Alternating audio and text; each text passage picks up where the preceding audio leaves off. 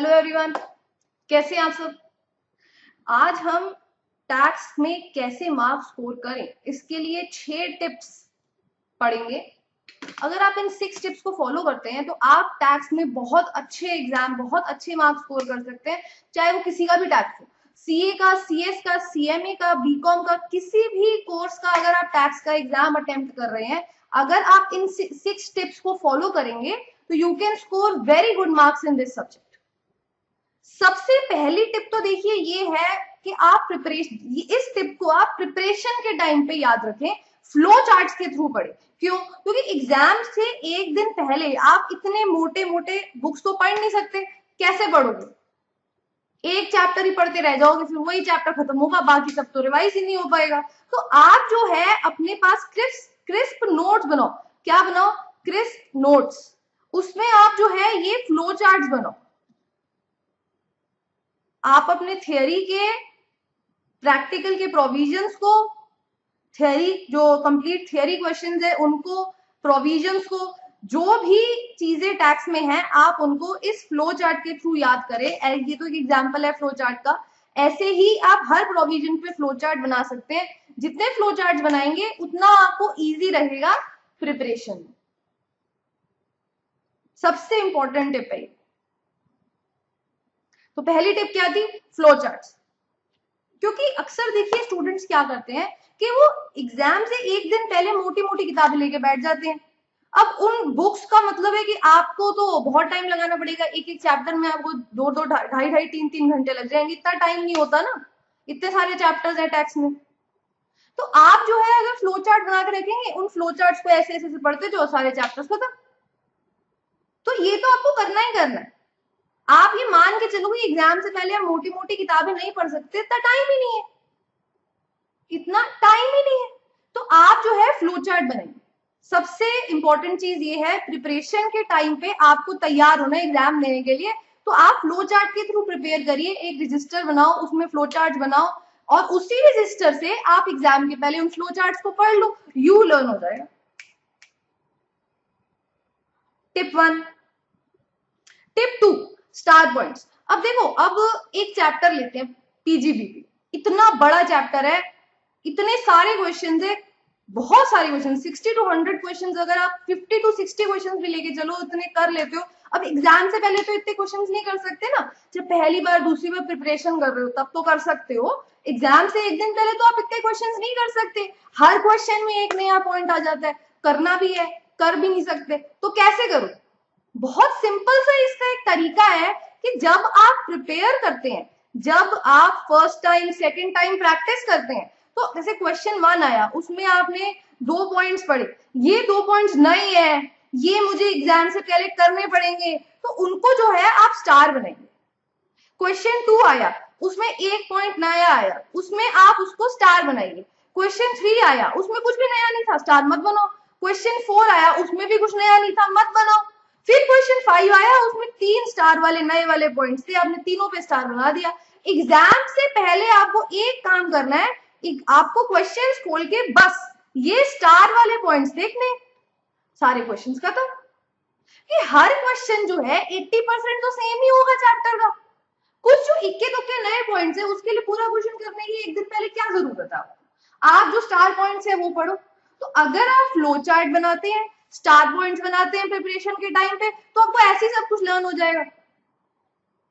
आपको ऐसे ही सब कुछ लर्न हो जाएगा, है ना।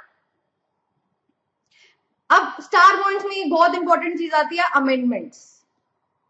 जहां भी आप देखिए भाई ये अमेंडमेंट वाला पॉइंट है, वहां पे तो आप स्टार बनाइए ही बनाइए। क्यों? क्योंकि देखो, स्पेशली मैं मे के एग्जामिनेशन की बात कर रही हूँ, मे में जो है वो अमेंडमेंट वाले क्वेश्चंस आते ही आते हैं।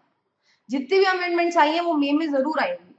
आप अमेंडमेंट्स नहीं करेंगे तो आपसे वो क्वेश्चंस नहीं होंगे। तो आप अगर अमेंडमेंट्स वाले पॉइंट्स पे स्टार बना के लास्ट में करके जा रहे हैं, तो आप मानिए कि आपका इतना बहुत सारा पेपर तो हो ही गया। अगर आपको अमेंडमेंट्स याद है, स्टार बना रहे हैं, एक दिन पहले देख रहे हैं, तो आप ये सोचिए आपके मार्क्स आए।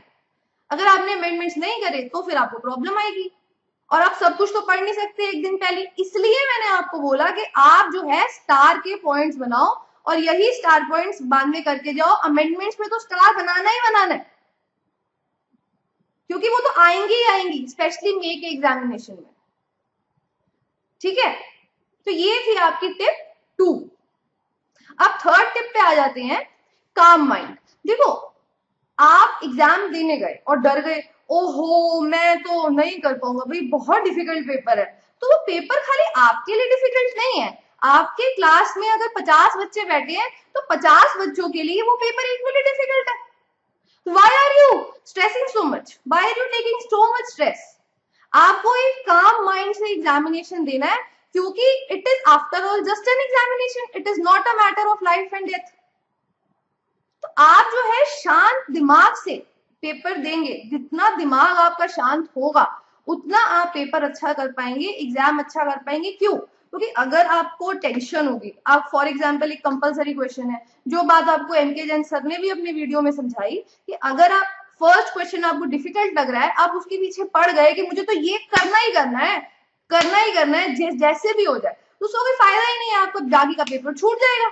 वो क्वेश्चन अच्छे से हो जाएगा, बाकी का छूट जाएगा। तो टेंशन में आके आपने फर्स्ट क्वेश्चन पे इतना टाइम लगा दिया कि बाकी तो क्वेश्चंस आपके छूट गए, तो इसका तो कोई भी फायदा नहीं है। आप शांत दिमाग से सिस्टमैटिकली पेपर को अटेम्प्ट करिए, आपके बहुत अच्छे मार्क्स आ जाएंगे। But you have to keep a calm mind, you do not have to take tension. आपको टेंशन बिल्कुल भी नहीं लेनी है, स्ट्रेस बिल्कुल भी नहीं लेना है। ये सोच के चलना है कि अगर एग्जाम डिफिकल्ट आ जाता है थोड़ा सा, वो सबके लिए डिफिकल्ट है, और पूरा पेपर कभी भी डिफिकल्ट नहीं आता। कुछ पोर्शन डिफिकल्ट आ जाता है तो आप उसको बाद में हैंडल करिए, पहले इजी वाला पोर्शन निपटा लो ना। ठीक है, तो आप टेंशन मत लो पेपर देते हुए, जितनी टेंशन दोगे ना उतने आपके क्वेश्चंस गलत हो जाएंगे। तो आप जो है शांत दिमाग से पेपर देकर आओ, एग्जामिनेशन ही है, it is not a matter of life and death. Do not take any stress while giving your exam. अपने क्वेश्चन पे ध्यान दो, टेंशन पे नहीं। टिप 3। अब टिप 4 पे आ जाइए, ये बहुत इंपॉर्टेंट टिप है। देखो, आप जिस तरीके से अपने आंसर को प्रेजेंट करते हैं उससे एग्जामिनर को पता चलता है कि आप कैसे पढ़ते हैं, आप कैसे स्टूडेंट है। तो आपको अपनी हैंडराइटिंग ऐसी लिखनी है कि वो पढ़ी जाए, लेजिबल हैंडराइटिंग होनी चाहिए। नो कटिंग्स, आप अवॉइड करो कटिंग्स, बिल्कुल कटिंग्स मत करो। और अगर गलती से कटिंग्स हो जाए, अब गलत हो गया तो वही काटना ही पड़ेगा, तो उसको ऐसे काटो, जो कि मैंने एक बार पहले भी आपको अपनी वीडियो में बताया था। ऐसे ऐसे ऐसे ऐसे आपको नहीं करना, this is a wrong thing. आपको अगर कट करना है तो ऐसे कट करो, ताकि अगर आपने कहीं पे गड़बड़ करी भी है क्वेश्चन में तो एग्जामिनर को पता चले कि भी क्या गलती करी है। अगर आप बिल्कुल ही गंदा सा करके आ जाओगे पेपर, आपका क्वेश्चन गलत है, एग्जामिनर पढ़ ही नहीं पा रहा आपका क्वेश्चन कहाँ गलत है, तो पूरा ही काट के मार्क्स काट देगा। एटलीस्ट एग्जामिनर पढ़ तो पाए ना कहाँ पे गलती है, ताकि वो इवैल्यूएट कर पाए कि आप क्या मिस्टेक कर रहे हो, कैलकुलेशन मिस्टेक कर रहे हो या प्रोविजन गलत है। दोनों में डिफरेंस होता है ना, कई बार गलती से सिली मिस्टेक हो जाती है। तो एग्जामिनर को पता कब चलेगा? जब आपकी प्रेजेंटेशन अच्छी होगी, जब उसका मन करेगा पढ़ने का। समझ ही नहीं आएगा तो वो कैसे पढ़ेंगे? तो आप जो है प्रेजेंटेशन अच्छी रखो, ऐसी रखो कि एग्जामिनर को देखते ही पता चल जाए कि आपका क्वेश्चन ठीक है। अगर ठीक नहीं है तो मिस्टेक कहाँ है वो देखते ही पकड़ ले। ठीक है, ये थी आपकी tip 4। Tip 5, right provisions. Tax के पेपर में एक बहुत इंपॉर्टेंट बात ये होती है कि जहां आप लॉ लिख सकते हो वहां आप लॉ लिखो। अगर आप लॉ नहीं लिखोगे तो आपके मार्क्स नहीं आएंगे। आप जहां भी लॉ लिख सकते हो वहां लॉ लिखो। अगर आपको क्वेश्चन ठीक से नहीं करना आ रहा है वहां भी लॉ लिखो, ताकि एग्जामिनर को पता चले कि भाई आपको जो है लॉ आता है। अगर आपसे सिली मिस्टेक हो गई है तो लॉ लिखना बड़ा जरूरी है, ताकि एग्जामिनर को पता चले कि आपको नॉलेज है, आपसे गलती से मिस्टेक हो गई जल्दी जल्दी में। तो इसलिए जहां wherever possible write provisions. Tip 6, आपको जो मर्जी हो जाए, आपको गलत सेक्शन नंबर कोट नहीं करने हैं। अगर नहीं आते हैं तो मत लिखो। अगर आपको गलत लिखने हैं तो आप कोई फायदा ही नहीं है, पूरा क्वेश्चन गलत हो जाएगा। टैक्स के पेपर में एक ये बहुत इंपॉर्टेंट बात है कि आप जो है गलत सेक्शन नंबर कृपया मत लिखिए। अगर आपको सेक्शंस नहीं पता है तो छोड़ दीजिए। अगर आप कंफ्यूज है 14 या 15 तो आप मत लिखो, छोड़ दो, लॉ लिख के छोड़ दो। गलत लिख दोगे तो वो लॉ भी गलत हो जाएगा। ये छोटी बात नहीं है, बहुत बड़ी बात है। If you do not remember the sections, leave them all together. Do not right wrong section numbers in law और इन टैक्स। दोनों ही सब्जेक्ट्स में आपको जो है गलत सेक्शन नंबर्स नहीं लिखने हैं।